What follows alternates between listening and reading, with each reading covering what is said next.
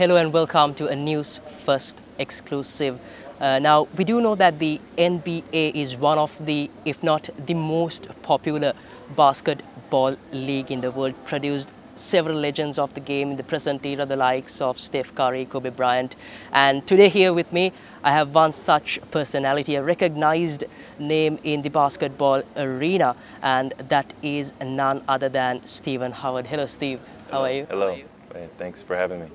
It's a pleasure. So to start off straight away, Stephen, give us, you were born and raised in Dallas. You were born in 1970, quite a popular basketball city as well. What made you get into basketball? From where did you get that love for the game? As far as what made me get into basketball, I think it was just a gradual progression. When I got taller, it became a situation where basketball was something that I leaned toward because the height made it more beneficial. And as far as the love of the game, I think for me, it had a lot to do with the competition, and my love of the game grew with the competitive nature of the game and the competition, and really with my ability to excel.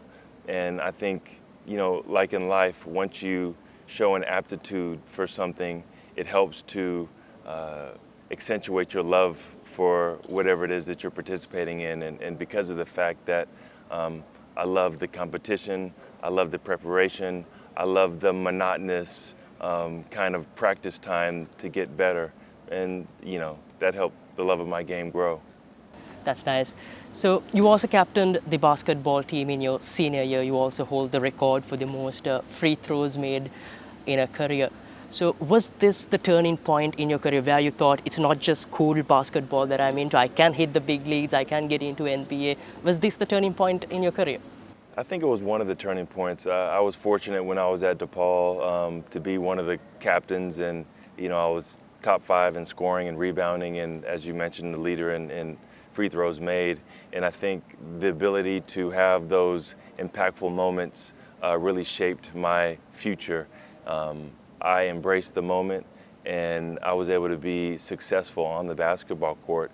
And so I think in a lot of ways, showing the ability to compete with the upper echelon of players in college basketball, I think that pushed me towards the belief in myself that I could have a future as a professional in college basketball and in the professional ranks.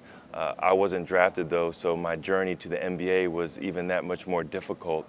But I think that belief in myself and the belief that I was among the top 450 players in the world helped me to ultimately make the ranks of the NBA and to become a successful professional basketball player. You've represented several recognized teams. Started off with Utah Jazz, if I'm not wrong, and then you went on to play with the San Antonio Spurs in 1996-97, if I'm not wrong. And that was considered a year where quite featured rookies, broke through, the likes of Kobe Bryant, Steve Nash, and several others. How did this impact your career in the game? I mean, it's one thing about the NBA is there's always players that are coming in, and as you mentioned, that was a great year with a lot of exceptional players that came into the NBA. I think one of the quotes that I love to talk about as far as the competitive nature of the NBA comes from a former NFL coach, Herm Edwards, and he said in order to make the NFL, you have to take someone's job, and they like their job, and it's the same situation in the NBA. But being able to watch those established players like Ray Allen, Kobe Bryant, Allen Iverson, who came in with their own set of flair, their own set of style, I think helped the game of basketball grow. And it helped it grow into the worldwide franchise that it is today, able to go into all countries and to grow that fandom into now it's one of the more recognizable sports in the world. And Stephen, now we do know that basketball is a developing sport here in Sri Lanka. Recently, the Sri Lankan men's team at the FIBA 3x3 tournament, they had quite a decent outing there as well. They got through the qualifying round, had a few tight games in the preliminary rounds as well. And what is the future looking like for Sri Lankan basketball? What is the next step for them? I think the future is bright for Sri Lankan basketball. Obviously, they need to develop a little bit more of the infrastructure and create more facilities for players to play in, and even recreational, more basketball hoops around the country to make it more accessible for young boys and girls to have a place to play.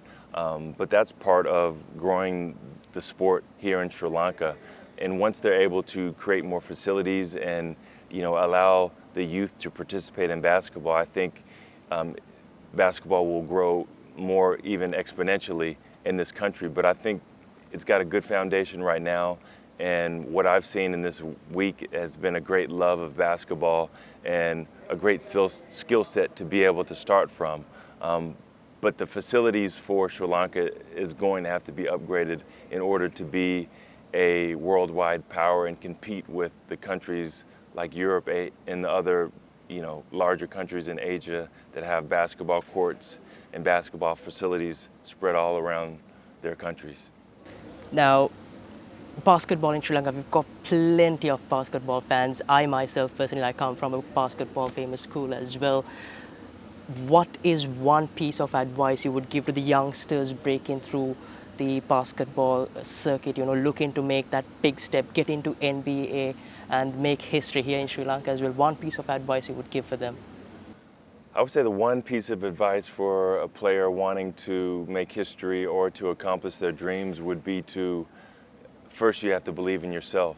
There's going to be a lot of doubters that will say you can't do this or you don't have the ability or skill set. But if you believe in yourself, past all the doubters, past all the people that don't believe in you, you will be able to accomplish great things. The people that almost have that reckless belief in themselves are the ones that have really impacted the world and impacted time. And if you want to be that special player, have an almost reckless, undeniable belief in yourself, and that will carry you a long way. And just before we wrap it up, just one last question. Sure. What was the best moment you've had in your career, in fact? I would say one of the special moments for me was being on the '96 Utah Jazz basketball team that went to the NBA Finals against Michael Jordan. John Stockton hit a shot in Houston to propel us to victory and to take us to the NBA Finals, and that was the first team for the Utah Jazz ever to make the finals, and I think it's recognized as the greatest team in Utah Jazz finals history. And to be a part of a moment like that and to be a part of a finals experience, even though we didn't come up victorious, is something that I will always hold dear. It's a moment that the intensity, the fandom, the excitement was something that I've never experienced before, and something that I always will hold dear. Thank you very much, Stephen. We've had the popular Stephen Howard, who did play for several recognized teams in the NBA, Utah Jazz, and then San Antonio Spurs as well. Thank you very much for giving us this opportunity. Thank you for being with us here as well. It's been a pleasure to have you. Thank you for having me.